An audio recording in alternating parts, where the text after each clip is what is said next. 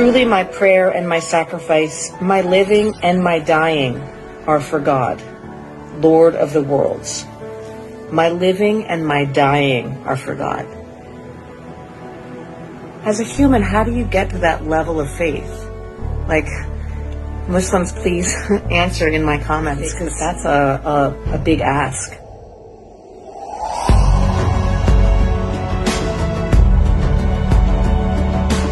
But I think every sentence in the Quran, every ayah, hits differently, depending on who you are and your life experiences. So this may not strike anyone like the way it struck me.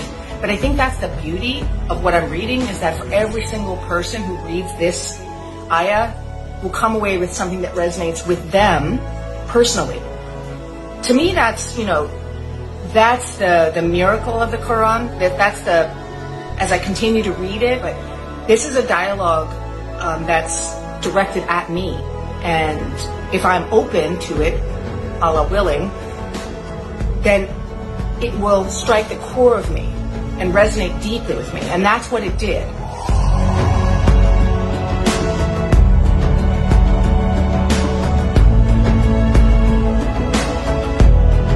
Those who are ungrateful for our signs, we will scorch them in a fire. As often as their skins are wholly burned, we will substitute with other skins, so that they will experience the punishment. Truly God has been almighty, wise. All right, so if you would have asked me 6 months ago to read this verse and comment on it, I would have said something really different. I would have said,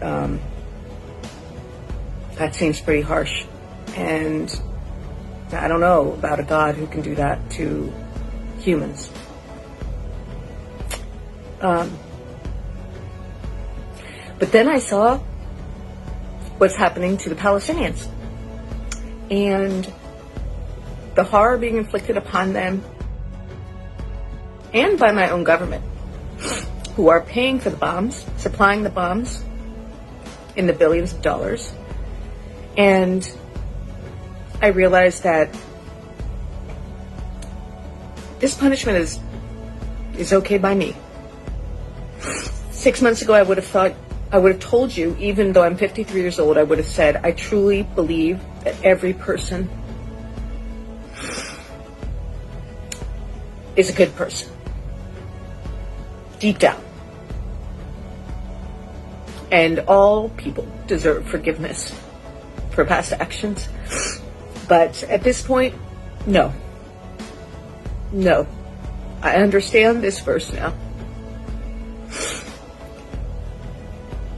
And I'm sorry for what my government is doing to the people of Palestine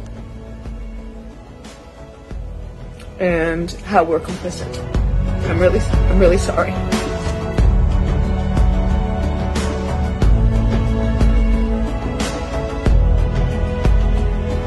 But I also think that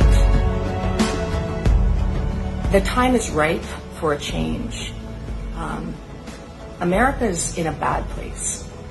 Housing prices are out of control, insurance prices, food prices, people are homeless, jobs are scarce and poorly paid, and every day is a struggle for so many people.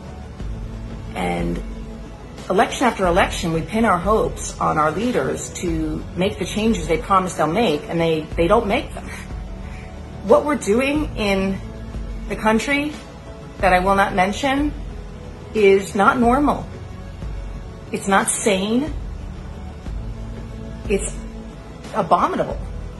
And I think a lot of people feel such a sense of instability today. Like, what do we rely upon?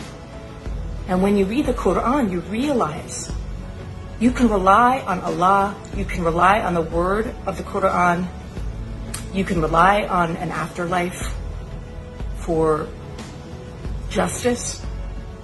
You can't rely on this world, the things of this world, to give you peace. After Biden was elected, I think there was this sense that maybe we can have a sense of normalcy now, but I mean, Trump will punch you in the face and laugh about it, but Biden will stab you in the back and then tell you he didn't do it. So that's not much of a choice. And I realized that I was wrong all along to think that I could ever find peace from this world.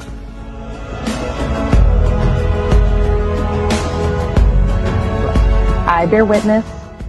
I bear witness. There is no God There is no God worthy of worship worthy of worship except Allah. except Allah. He is alone and has no partners. He alone has no partners.